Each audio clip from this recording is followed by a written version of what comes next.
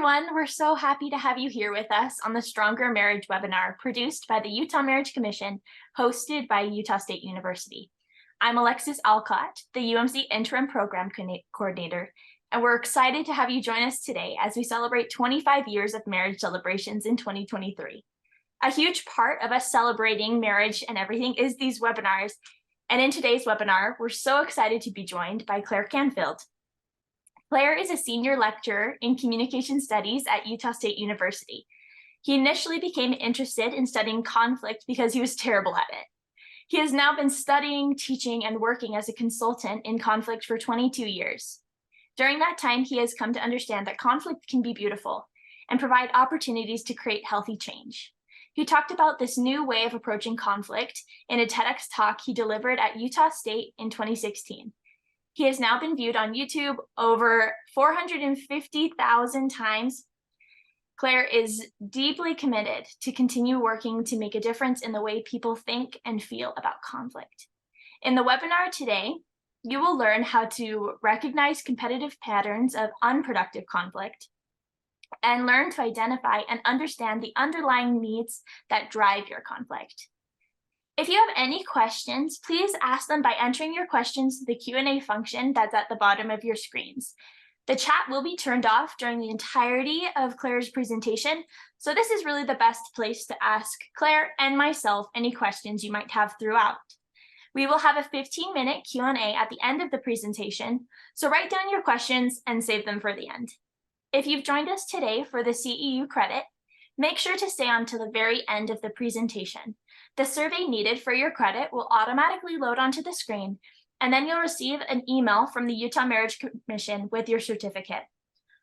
You also can email into the Utah Marriage Commission at marriagecommission@usu.edu to receive your survey on this webinar. Once the survey is completed, you'll obtain an email with your CEU credit certification. We'll now turn the time over to Clair for his presentation. Thanks, Alexis. Appreciate your introduction, and I appreciate being invited to talk with you all about how conflict impacts marriage, because for me, it's had a pretty significant impact. And that's actually why I started pursuing learning about conflict, is because I was really awful at it. And I think conflict has a pretty significant impact on the health and the well-being of our closest relationships, and particularly marriages. I had an experience when I was probably a year into marriage, and I had been experiencing some conflict internally, some stuff that was bothering me, but I didn't know how to bring it up. I was a long-time conflict avoider. And so I recall one evening when I decided, okay, I definitely need to bring this up. We need to talk about it because it's impacting the way I'm feeling. Like, is this really bothering me? So I was lying in bed and we were in the dark, and my spouse is just a few inches to the right of me. And I laid there in the dark, rehearsing what I thought I needed to say, just feeling the anxiety and nervousness like a rock sitting on my chest. And I sat for over an hour saying nothing. I could not get the words out to even start the conversation. And that was a pretty important inflection point for me in recognizing that, one, I don't know how to do conflict in any sort of effective way that feels healthy to me. And number two, this is going to have a significant impact on my relationship if I can't figure it out. I was convinced in that moment I was never going to have the kind of marriage I wanted if I didn't learn how to deal with it differently. And I don't know that I'm alone, even though that experience is mine individually. I don't think I'm alone in the struggle of knowing how to deal with conflict at all, let alone in the relationships that matter most to us. And I see this, for example, I see this frequently in weddings. So I've been to a lot of weddings, and I've been invited to a lot of weddings I haven't gone to either. But in the many weddings I have attended, it's not unusual to at some point have a moment of advice giving or well wishing for the new couple, where people get to, distill their advice and their wisdom upon this couple that's starting out. And it's in this happy moment of commitment. And I've noticed that the three most frequent bits of advice or wisdom that are offered to these newlyweds is typically around conflict. The first one that I hear most frequently is don't go to bed angry. You might have heard that one too. And it's kind of conventional wisdom that when you're dealing with conflict and you're angry with your spouse, you shouldn't leave it, right? You should address it. So don't go to bed angry. And I get the good intention behind that, but I think that's pretty awful advice, honestly, about what to do with conflict. Because if you're like me and it's late at night, so you're tired, and sometimes you might be a little hungry too, my capacity to manage the strong emotions that come up in conflict is really limited. So essentially what this advice is telling me is that when I'm tired and I'm not at my best and I'm angry, I'm feeling this strong energy filled emotion, that I should just stay up and keep talking. And I don't know that that is always necessarily the wisest thing to do. I'm like, maybe I should, and we all should just go to bed, because one of two things usually happens. One, either I wake up in the morning and I'm well rested and I've got back my emotional bandwidth and I don't actually feel angry anymore. Maybe it was I was just tired or hungry or distressed. Or number two, the issue is still there, and now I'm more capable of managing it in a way that might be healthier. So again, people are giving this advice, well-intentioned, to help people deal with conflict in these really important relationships. The second most frequent piece of advice I hear is that you just have to learn to, actually, it's the second and third piece of advice. You fill that blank in with, you just have to learn to compromise, is usually the first thing they say, or communicate is the next one. And that's, again, really conventional wisdom. I hear it frequently. The idea of compromise, though, I'm not sure that that feels particularly satisfying when we actually do it. Compromise, by definition, means that you don't get what you want and I don't get what I want either. But we meet somewhere in the middle and we have kind of a equal level of dissatisfaction with the outcome, right? It's not what I wanted and it is not what you wanted, but at least we agree to get what we don't want together. And again, that's tough to hear that as wisdom, that the best that you can hope for in this marriage is some equal levels of dissatisfaction. And then the third one, you just have to learn to communicate. Again, I get the really helpful conventional wisdom there of like, let's talk about things. And I think we all kind of intuitively know that communication is pretty central to how conflict goes. But if you're like me, you may have had times when the more you talked about it, the more you communicated, the worse it got, because communication isn't just talking. There's a quality and a process that we have to focus on if it's actually going to be helpful. So I had heard all of those bits of conventional wisdom myself, and I was still there, stuck in the dark, not knowing what to say. And I think that is in part because we might have this conventional wisdom, we might have an idea that conflict can be beneficial for us, but how we actually feel about it and deal with it is different. So I want to take a moment for you to get some self-awareness, both around how important you think this issue is to relationships. So this first question, can you think about how conflict impacts your most important relationship? Some of you might not be in a committed married relationship, but I think we can see some similarities in the kind of impact conflict has on all our relationships. So I'm curious, from your experiences, how has conflict impacted, in whatever way it has, your most important relationships? So I'll give you a moment to write those in. But again, having shared my experience, it showed me, along with, again, those pieces of advice, that we all kind of realize there is a significant impact that conflict has on the quality of our relationships.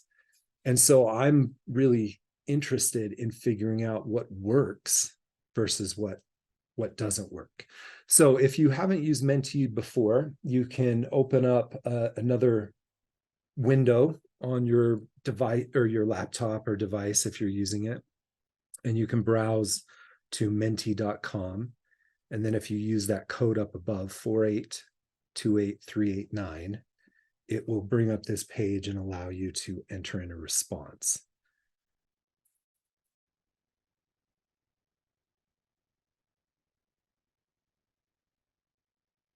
So I'll leave this up. It might take you a moment to get those in. But I, again, want to kind of share what I think is important about all of this is that no matter how much we might love, care about the people around us, it's going to be normal for us to experience conflict with them, because conflict is very much a reflection about caring. And so, I'm seeing a couple of responses here. Sometimes it can make them stronger when we make it through. Another, it consistently impacts my relationships, sometimes negatively, but often builds my relationships. So one of the things that I'm seeing here in those first two comments is that it can go either way. Like, we've experienced conflicts perhaps that have negatively impacted our relationships, that may have caused discord, resentment, contention. It also potentially could make them stronger. And that's what I'm really interested in, is how can we engage in conflict in ways that make our relationship stronger, particularly if we've often dreaded the conflicts to begin with, right? And some of this is borne out in research that has been done on long-term relationships and perpetual conflict. So perpetual conflict is conflicts that we have over and over again. So it's not that we've just dealt with this issue once, but that it has come up again and again and again in our relationships. And it reminds me a little bit of what it's like for me to try and deal with crabgrass in my yard. I don't know if any of you have your own yards or have had to deal with crabgrass, but it's the worst, right? Because you see it pop up and it'll be in this little clump, and it grows faster than the rest of your grass. So you definitely see it. And it's tough because it's a really difficult weed to eradicate, in particular because of how crabgrass proliferates, how it grows, and how it responds to when you try to get rid of it. So the first time I tried to get rid of crabgrass, I saw it. And so I intuitively went over, grabbed a hold of the clump of crabgrass and pulled, right? And I pulled it out. But what crabgrass does is it breaks off very close to the surface level of the ground. So it looks like you've gotten rid of it, but crabgrass grows in a rhizomatic way, right? Its roots go down and then spread out and pop back up to the surface where you see the grass itself. So you can actually, see the crabgrass here, pull it out, but then have the roots grow over here and pop up two brand new, bushes of crabgrass. And that was horribly frustrating to me, to go around and be trying to pick up and get rid of this crabgrass, and it was just ripping off at the surface and it kept growing. Well, perpetual conflict's a little bit like that, because we seem to be dealing with it We might talk about it. We might even come up with solutions, but then it seems to pop right back up. And research shows that 70% of the conflicts in long-term committed relationships like marriages are perpetual conflicts that people have had again and again. And part of that might be explained by the way that we deal with that conflict.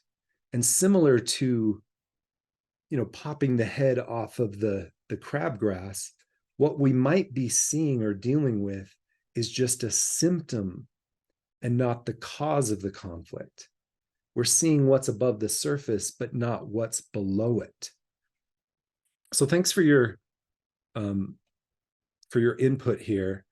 A couple of you mentioned avoiding or dreading conflict, a tendency to withdraw from relationships. That's a really common thing. If we don't know how to engage in a healthy way, we might just let those relationships start to fade. Having the negativity spread into other areas of the relationship, that's really common as well. That I find myself running towards my partner sometimes as they run away. That is a really common pattern that exists called a pursuit withdrawal pattern. And it's really common, but rarely does it work in a very effective or healthy way.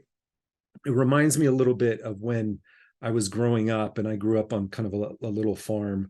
And the worst phone call I would ever get would be like on a Saturday morning at 6 a.m., where a neighbor would be calling us and saying, "Hey, your cows are out." So, one of the cows may have escaped out of our pasture, and it would be my job to go and get it. So you can imagine my approach to that would be, okay, I want to get the cow, so I'm going to pursue it. And as you can imagine, even if the cow might have been stationary, eating some grass, because it thinks that the grass is definitely greener on the other side of the pasture fence. So it's eating grass. But as soon as it sees me approaching and pursuing it, its reciprocal response is to withdraw. So it would start to move away from me. Now, that's the last thing that I wanted, because I'm trying to get this cow back in the fence. So what I did was I would pursue more quickly, or I would try harder to catch the cow. And as you might imagine, it would withdraw more quickly. This is the same kind of thing that happens for many of us in our conflict patterns, where we have some sort of unmet need or an issue that we're trying to address, and our attempts to pursue that and deal with it gives a reciprocal response from our partner to withdraw from us, which can create all sorts of concerns for us. That's the last thing we wanted. So we might pursue harder, and they withdraw further, and that same response continues. That might also contribute to this 70% perpetual conflict that we see in research about it happening again and again. Another thing that we might consider and get some awareness around is, how do we personally think and feel about conflict? And I find the most useful way to identify that is to come up with your own personal metaphor for what conflict is like for you. So rather than giving a definition of what conflict is, a metaphor is allowing you to compare it to something or call it something else that really captures how you think and feel about conflict. So I'd love to see some examples of your own personal metaphors of how you experience conflict. What does it feel like, right? How do you think about it? And what metaphor captures that? And I've gathered thousands of these metaphors over the years, and there are some interesting themes that emerge. And it wouldn't surprise me if I see some of those same kind of themes in your metaphors as well. For example, metaphors around conflict frequently latch on to ideas like weather or things that are kind of out of our control, natural disasters that both reflect something about the kind of dangerous nature that some people feel conflict has, and also its inevitability and lack of control that we sometimes feel when we're in it. This magnifying glass metaphor. Each metaphor is individual, and so without some additional explanation, I might not be able to fully grasp how this metaphor speaks to you individually, but I could make some guesses that if conflict is a magnifying glass, it really draws our attention to things, right? It spotlights it for us. And so perhaps it can feel like everything gets bigger when we're in conflict, if that is your metaphor. I've heard lots of metaphors comparing it to fire or storms. And again, what this illustrates is that even if we might know, hey, I probably need to communicate in conflict, or, I've got to learn how to do this. It can be beneficial.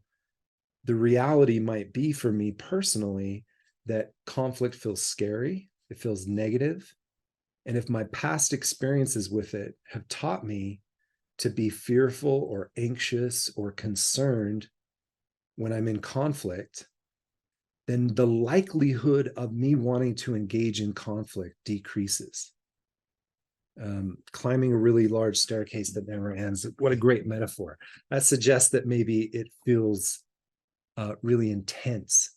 Many metaphors around conflict capture kind of the energy that it requires for us to engage in it.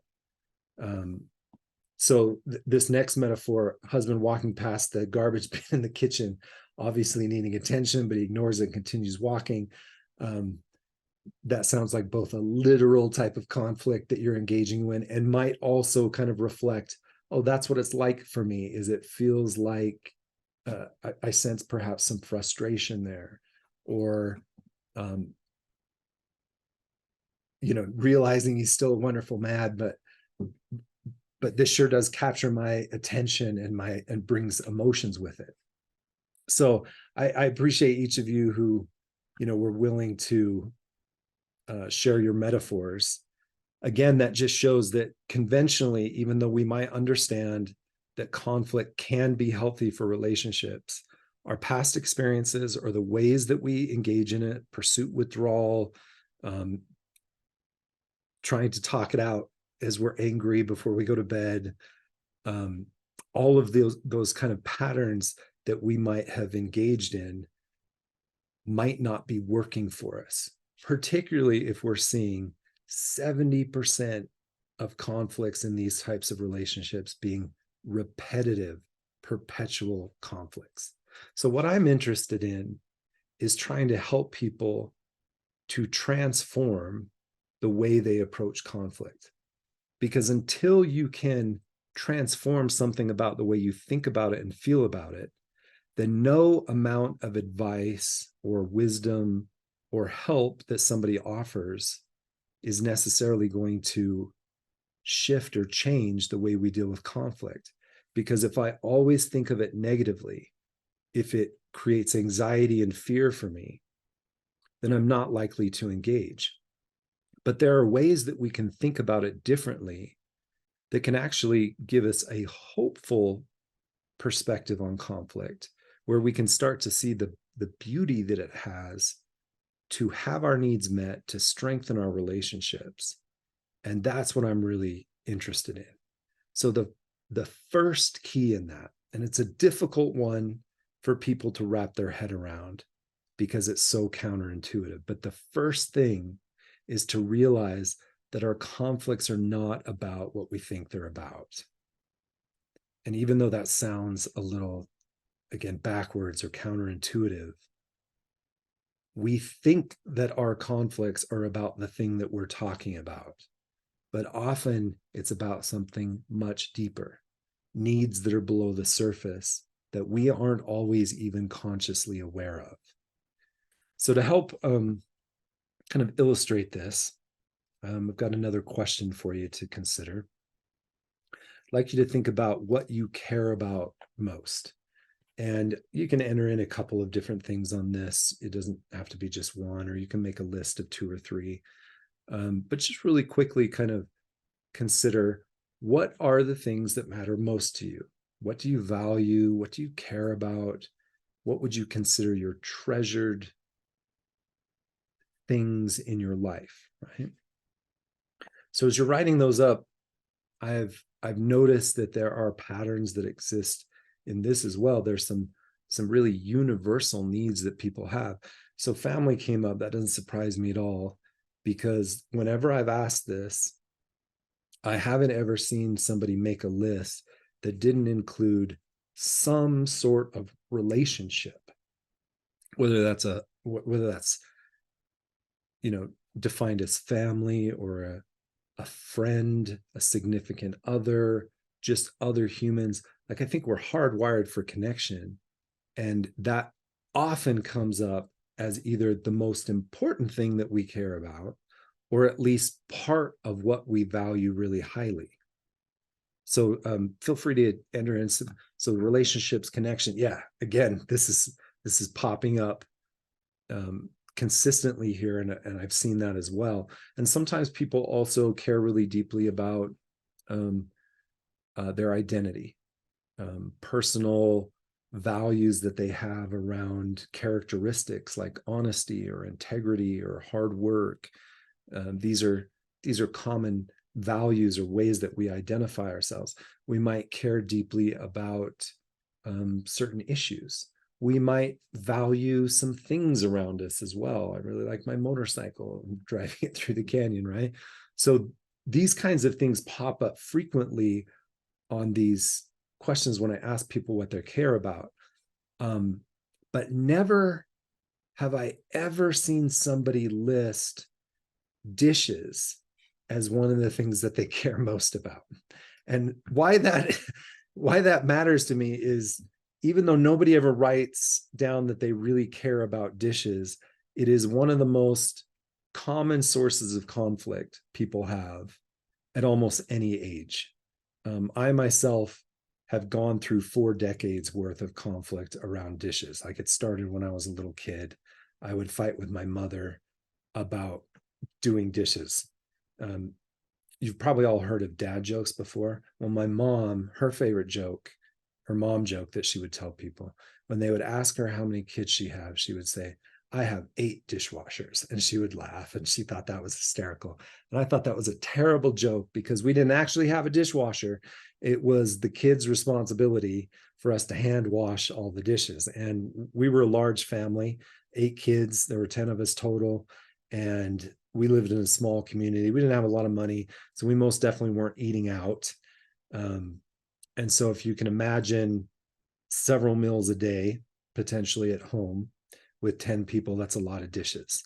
And so each of us had a day that it was our turn to do the dishes. And every time it was my turn, I would fight and argue with my mother about it. And I would complain about it, or I would try to gaslight her before I even knew that was a thing. I would try to convince her that it wasn't even my turn. I would suggest that I had traded with someone else, and it was tough because 8 doesn't divide evenly into 7. And so our days were always mixed up and moving around. And so I would argue every single time. And when that didn't work, I would sometimes go to great lengths to try and get out of it by putting it off, or maybe I would just do a really poor job, just kind of like some strategic stupidity where I was like, oh, I dropped a dish, or I only tried that once, that didn't work very well, or I wouldn't do a good job. And that would be another one of the ways that I would kind of fight with my mom about it. I would also occasionally hide dishes I didn't want to wash in the oven so that they wouldn't be found. But I spent years arguing with my mom about the dishes.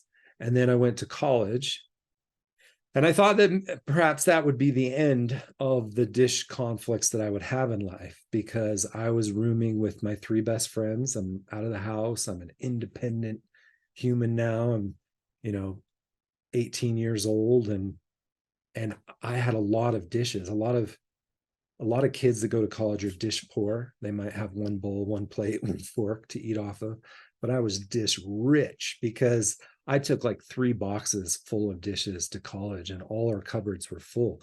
I had worked at the DI for a few weeks before I went to college. I don't want to talk about why it was just a few weeks, but they had so many donations of dishes that they would sometimes just have to cycle them out. And so rather than have them throw away the dishes, I magnanimously agreed. I was like, I will take your unwanted dishes. So I went to college with all these dishes. And so that meant that, maybe on Monday you got out a bowl to eat some Lucky Charms. When you were done, you could just stick it in the sink. And on Tuesday, get out a brand new bowl. And as you can imagine, the sink would fill up and then the other sink filled up and it started spilling out onto the countertops. And by Friday, one time I saw one of my roommates eating Lucky Charms out of a mixing bowl with a wooden spoon and drinking Tang out of a mason jar, but nobody had washed a single dish all week. And the trouble came when the weekend rolled around and my 3 roommates went home. They all lived kind of local, went home for the weekend and left behind all of their dirty dishes. And I was staying because I was dating my future spouse and I wanted to spend time with her. But do you think she wants to come over to my house with a funky fermenting Lucky Charm milk at the bottom of the cereal and like the half-eaten burritos with congealed ketchup because my roommate thought that ketchup was an appropriate condiment for Lynn Wilson burritos? He's the governor now. I don't think that he ran on that platform and his food taste improved, I'm sure. But at the time, that's the kind of thing I was looking at. So I would spend several hours Saturday morning washing all these dishes. And when my roommates got back on Sunday night, they didn't say anything about it. They just got out a clean bowl and poured themselves some Lucky Charms. So I ended up having conflict with my roommates over dishes. And at USU, in the housing, they report conflict over cleanliness and specifically dishes as the number one source of conflict among roommates at USU, among the thousands of students that room together year after year after year. So I think most people can relate to that. And eventually, I graduated, I married that girl I was dating at college. And so since we love each other, we would never fight over something as silly as the dishes, right? Well, one time I did the dishes and my spouse came home and she looked in the kitchen and then she looked at me and she's like, why didn't you finish the dishes? I'm like, I did all the dishes for you, right? And she's like, we didn't rinse out the sink. And apparently it doesn't count. None of it counts if you don't rinse out the sink afterwards. At least that was kind of what her perspective on it was. And then, we've now had 3 kids of our own and we have an actual dishwasher, but each of those 3 kids have had the responsibility to do dishes as well. And guess who argues with me every single time it's their turn to do dishes? So there is my experience of over 4 decades worth of conflicts over dishes. And I suspect that many of you can relate to that type of conflict, yet it doesn't show up on what we actually care about. So maybe it's not actually about the dishes, right? I'm going to show you this image. Some of you may recognize it. This is from Harry Potter. And part of this story in the first book, if you haven't heard it, Harry Potter is a young wizard who is at a wizarding school. And he's learning how to be a wizard, but he and his friends are trying to solve this mystery.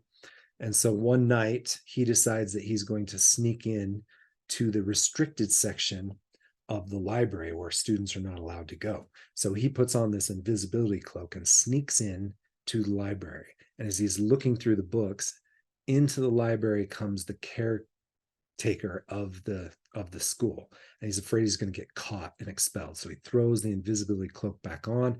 He sneaks by him and then rushes down the hall and hides in a side room. And when he walks in that side room, he sees this mirror. And when he walks up to it and looks in the mirror, if any of you remember the story, he did not see himself, he saw his parents. Both his parents had been killed by an evil wizard. Sorry if that's a spoiler alert, but he sees his parents there looking at him adoringly, and he is transfixed by it. So he's overwhelmed. He just sits there staring at the mirror for a while, and then he decides he's got to go get his friend and show him this. So he throws the cloak back over, go gets his best friend Ron. They come back under the cloak, and he says, "Look, Ron, look." And as Ron looks into the mirror, he doesn't see Harry's dead parents.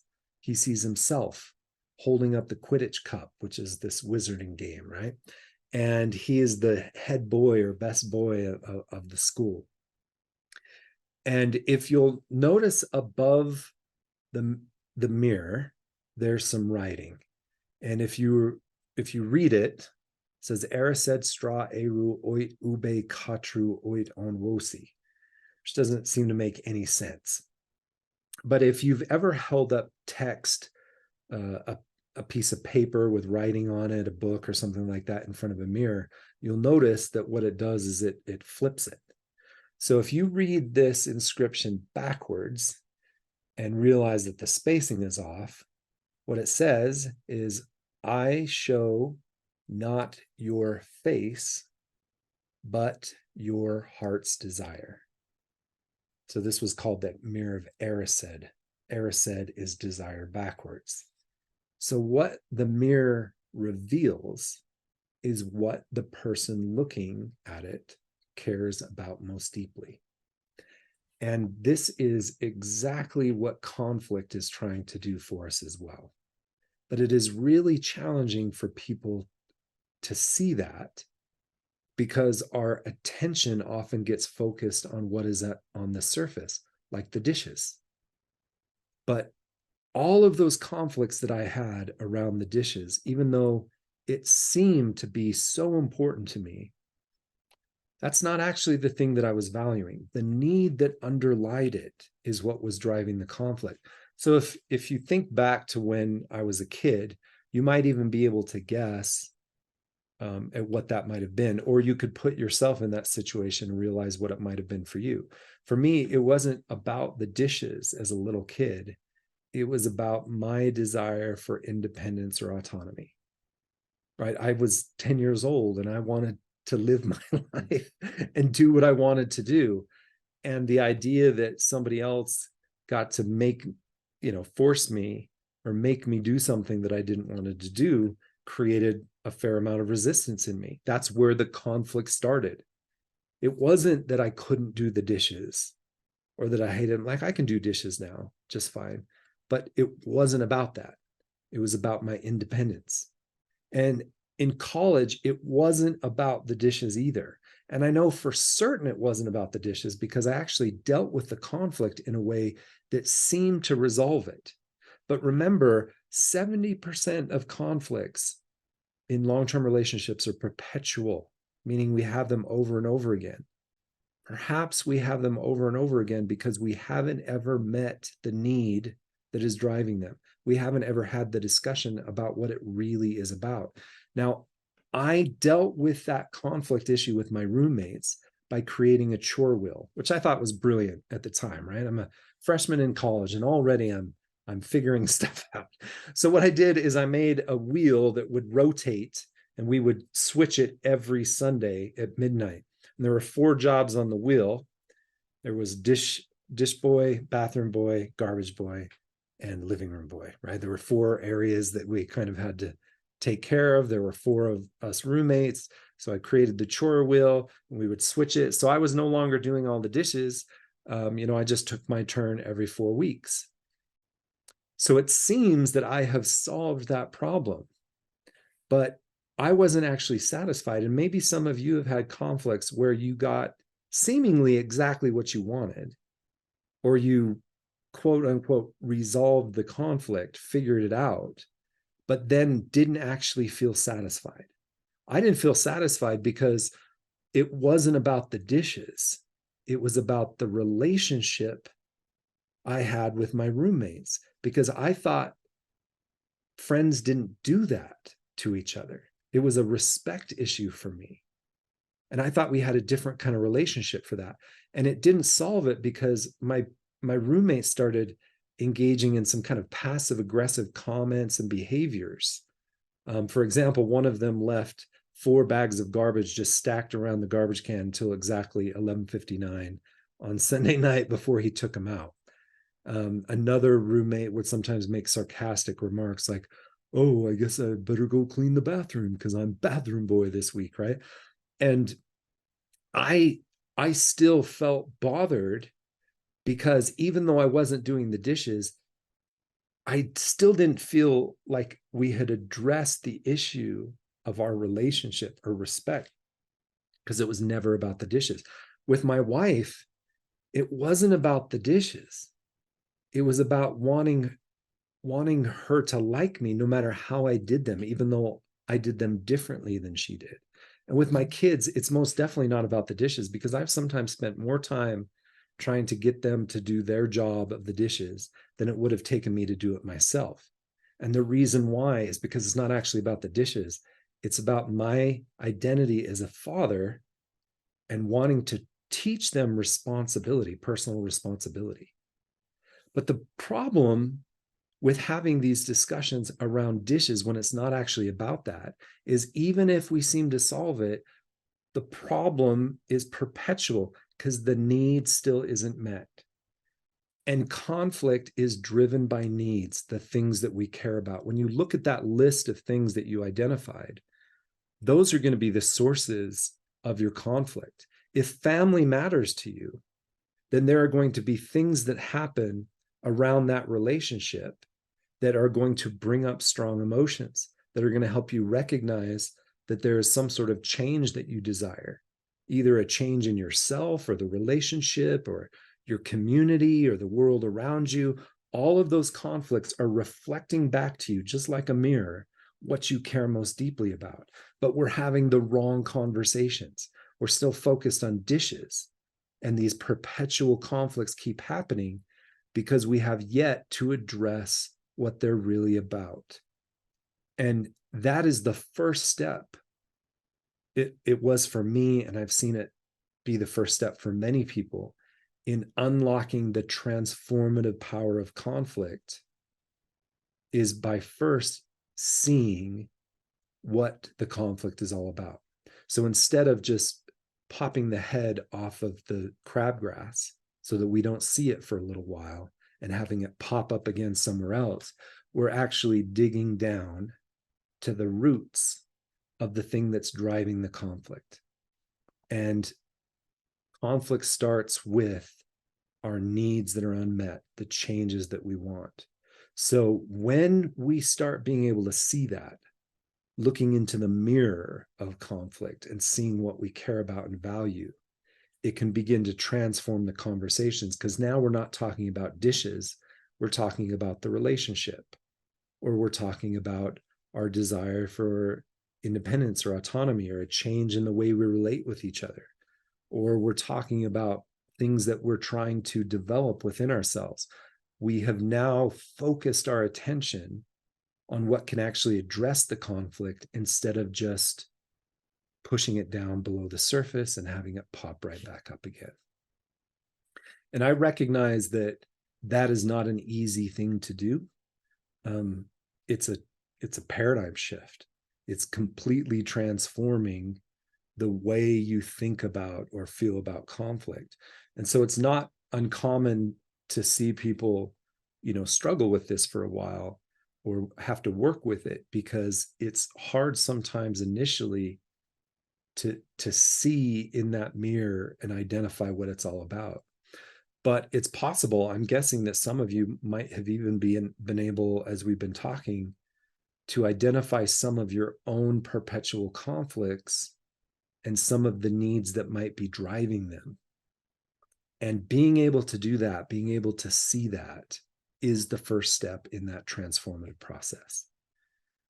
So I'm really grateful to have been able to share some of that with you. I hope that can be useful in helping you or others begin to see more clearly what your conflicts might be about and transform the way that we think about and approach them.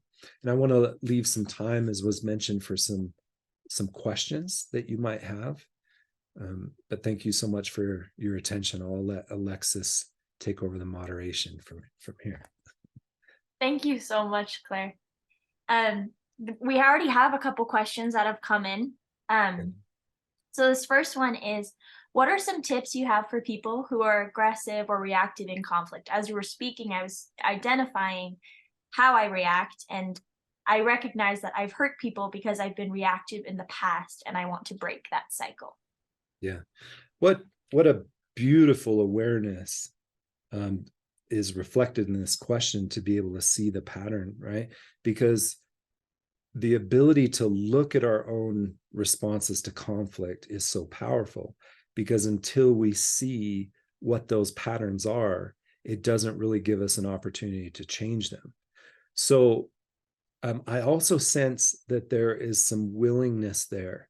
Like, even when we're aware of what our patterns are, if we're not willing to change them, nothing will change. So I also sensed that this person asking has some willingness, and that's really beautiful as well. So as you start to recognize that, one of the thoughts that come to mind is the idea of being able to mind the gap. This summer, I was on a trip with my oldest daughter to New York, and we took a couple of train rides, and there's this little thing that they imprint upon the platform that essentially says, watch the gap. In England, in their subway system, they call it minding the gap. And when they first put it in, they used to blare that in speakers overhead, because they wanted people to pay attention to the gap that existed between the platform and the train, because you didn't want to get your foot stuck in there or drop something in there. It was kind of a danger. So that is useful for me to remember, that a gap exists between stimulus and response, right? There are all sorts of things that create a stimulus or that trigger our emotions in conflict. So we might notice that we get angry, right? There's something that our partner does. Somebody mentioned, I witness them walking past the garbage when it's full. and that is a stimulus, right? That is impacting you in some way.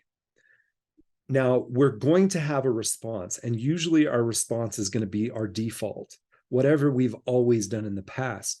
And that's so beautiful that you can recognize, in the past, I have responded aggressively, right? Maybe I've been very competitive towards getting what I want. And you're also recognizing that might not have had the kind of consequences that you're satisfied with. So when you recognize, okay, here's the stimulus, and here is my response, and there's a gap between those two things, then I can start attending to that gap. Now, initially, a lot of people, they don't notice it until after it's happened. And it's like, oh, I did that thing again. But that is still noticing that the gap existed, right? We're just catching it maybe a couple of hours later or a day later. And the more we keep attending to the gap, that space that exists where we get to make a choice, the more capacity we have to get closer and closer to the moment when we can make choices in real time that are more in alignment with who we want to be. And so it can be really challenging at first, because stimulus response, you've got a default. It's what we're used to doing. The brain doesn't have to think about it. It just responds and responds. So when you kind of recognize, okay, that's the pattern that I don't like. Here are the things that stimulate me or that bring me into that behavior. Now let me start paying attention to the gap that exists there and the choices that I have around it. And I think that can be one of the useful ways of breaking some of those responses and patterns. Oh, that's helpful. Yeah, I love that. And thank you, participant, for your vulnerability. That was really awesome. Great question. Our next question is, how do I identify the way I engage in conflict? Yeah. So that's another great question, because it allows you to do some of that awareness work that can lead us to change. And again, asking that question is so important, because there's actually a real disparity between the amount of self-awareness that people actually have versus how much they think they have. So there's an awareness researcher, Tasha Yuri, who wrote a book called Insight. And if you ask people whether or not they are aware, self-aware, so that would include, like, are you self-aware of your patterns in conflict? Are you aware of kind of your emotional responses and your behaviors, and what your values are and how other people see you? If you ask people, are you self-aware? 9 out of 10 people say that they are. 90% of respondents say, I'm self-aware. But if you look at the actual definition of what counts as self-awareness and you apply that to those participants, roughly 10% of people actually have self-awareness.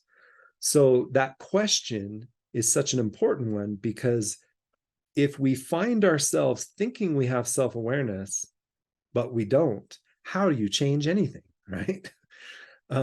So I love that you're asking that question. And there's two really important ways that you can gain awareness. One is through self-reflection, and the other is through feedback.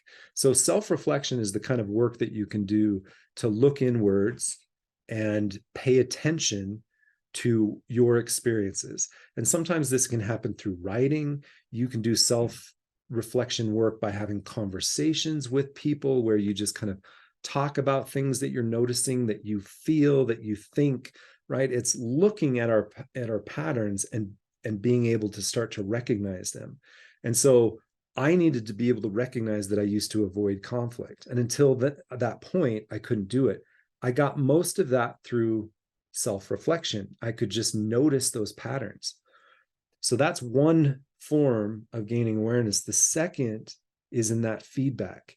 And this is why relationships are so great, is because when we get in close physical and emotional proximity with another person, we get to see ourselves more clearly. When I'm doing whatever I want to do by myself, there's very little that I'm going to notice about how I impact others. But when I start getting around others, then they have a tendency to be able to show me myself in ways that I couldn't see, because everybody's got blind spots. Now, not everybody offers feedback in healthy, useful ways, but that is a source where we can see ourselves more clearly, is when we've got people that we trust and that have our best interests in mind, that can help us become aware of patterns of behavior that we have over time that we didn't see for ourselves. Thank you. Yeah. Our next question is, what do you think is a valuable advice alternative? I really like that question. I feel like there must be a plant in the audience. I love that question. I am not a big fan of advice because I think that advice is really well intentioned, but the impact of advice is often not helpful. Because when we give advice, there's a few things I've noticed. Number one, nobody takes advice that they don't already agree with. So if you give me advice and I don't agree with it, I'm not actually going to do it. So what is the point of us telling people what to do if they're only going to do it if they already agree that that's what they should do? And what that also then creates is a problem in the learning and growth process. Because if somebody gives me advice and then I agree that that's probably what I should do, and I do it, then I might look at the consequences of that. And if I don't like it, I can blame it on the poor advice that I got.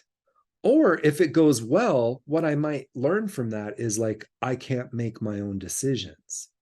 I have to rely on others' wisdom for my life, right? And both of those are problematic to the learning and growth process of making decisions and dealing with the consequences of them. And another problem with advice is we're always giving advice based upon our own value system. So I'm going to look at your situation and think about what I would do or what I think is best in that situation based on what I care about, what I value, what I think is right and wrong. And nobody actually shares the exact same value system. So we're offering this advice from our perspective, and that might not be actually useful at all for the other person. So, for all of those reasons, I think advice giving is really problematic. And I really like this question because I have found that listening to people and asking them good, open, and honest questions is so powerful and so much more useful than giving advice. Because what that does is it gives a sense of confidence, empowerment, and efficacy to the person who's trying to navigate their life. Because you're essentially saying to them, I'm not going to tell you what to do because I am not in a position to do that well. It's going to come from a place of judgment, from my own values. It's not going to be helpful for you. So I'm just going to listen to you and ask you some questions that might help you navigate it and come to an answer. So I'll ask you questions that are open, that let you explore, and that are honest, because I don't have an expectation of how you answer. I don't have an agenda. I'm just going to make this conversational space for you to figure out what you want to do based on what you care about and the consequences that you're going to have to deal with after you make this decision. And I have found that as I've practiced that with people, I've found it to be a really beautiful alternative to giving advice. I love that. I remember when I got married, I had the bridal shower week, and we had this box of advice cards, and I was reading through them with my now spouse, and it was pretty interesting to see what people's values were and maybe what the conflicts in their marriage were based on what their advice was. Yeah. Yeah. So I think we have time for just one more question. Um, so this last question is, how do I not assume the needs of the person I'm in conflict with if they don't dig deeper into the other underlying conflict? Yeah. Yeah. Beautiful question. That first part, how do I not assume the needs? That's such an important thing to realize, is that, like, if you think about the assumptions and the impacts that those have on other people, um, it doesn't seem to work very well, right? So if I assume that as you're arguing with me over the dishes, that I know what your need is, if I assume that I know that, oh, this is not really about the dishes for you. This is about autonomy, right? Even if I'm right, what kind of impact does that have on you, right? Like, it's sometimes worse to guess correctly than it is to guess wrong. So making an assumption, even if you might be right, actually um, might not at all be the impact that you're wanting. So that's a great question. What options do I have to discover that other than just guessing at it? Because you might occasionally guess right.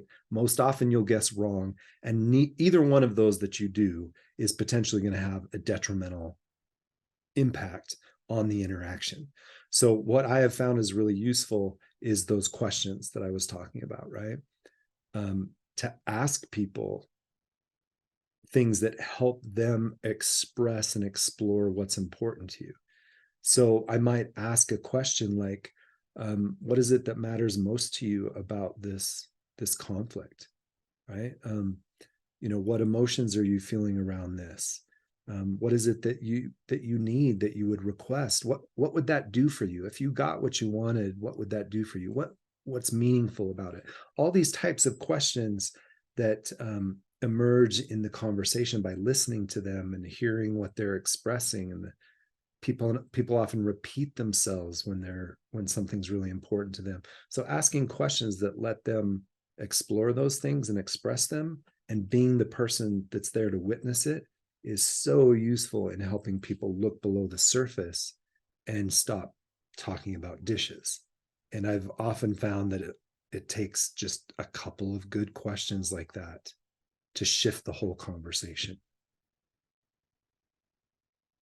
I love that. Thank you so much for being on here and being able to share your insight and experience around conflict.